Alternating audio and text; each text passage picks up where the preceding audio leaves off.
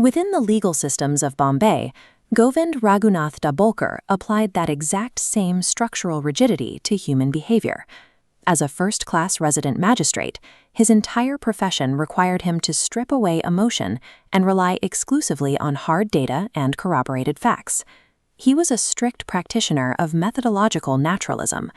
To his mind, if a phenomenon could not be physically measured, documented, and reproduced, it simply did not exist. This data-driven worldview explains his stubborn refusal to visit the mystic Sai Baba in Shirdi.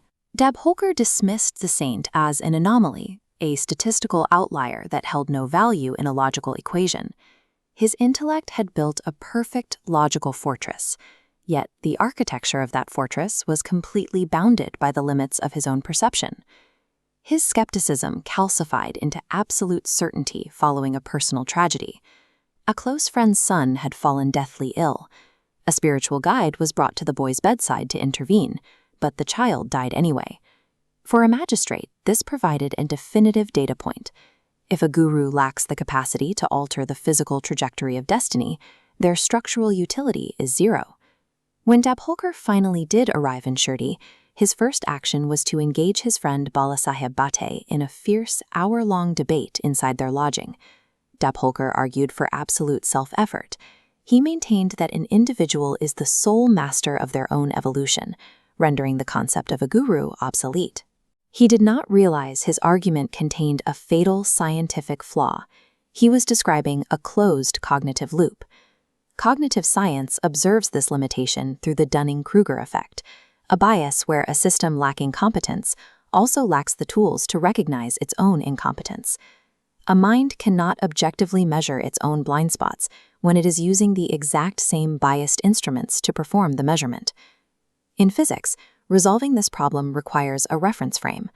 To measure the state or movement of any system, you must establish a fixed coordinate outside the system itself.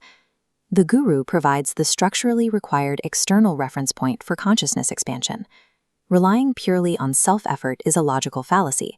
It is the equivalent of a closed system attempting to measure its own velocity without a ruler. Dabholkar's closed system was about to encounter an entirely new environment that completely defied his rigid logic, the Dwarka Mai Mosque. He arrived at the steps of the crumbling mosque, his mind still agitated from the aggressive debate he had just waged back at the lodging. Before Dabholkar could speak, Sai Baba looked directly at him and asked, "What was going on there in the Wada? What was that argument about?" Then came the final, highly targeted inquiry. And what did this Hemadpant say? The physical data did not align.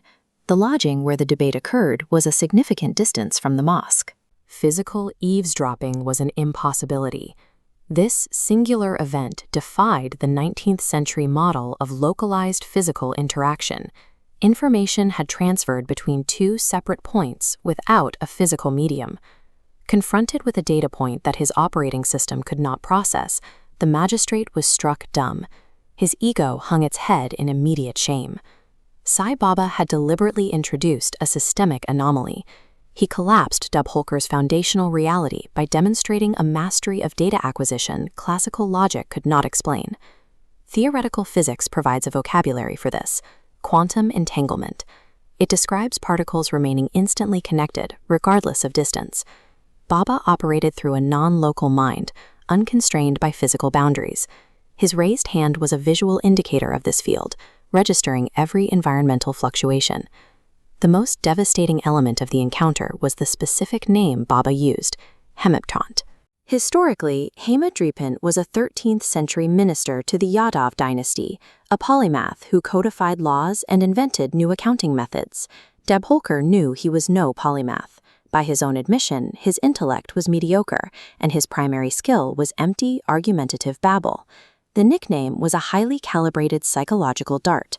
It was engineered specifically to pierce his intellectual arrogance and highlight his ignorance. The strike hit its mark.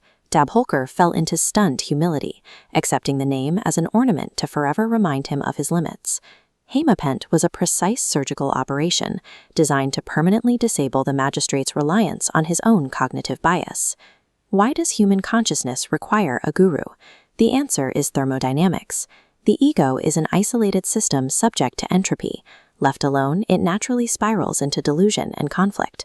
Reversing this decay demands an influx of ordered energy from an outside source, an external observer. Sai Baba functioned as that vital external observer, injecting higher frequency energy into the decaying entropic system of the devotee's mind. Spiritual surrender is a mechanical process.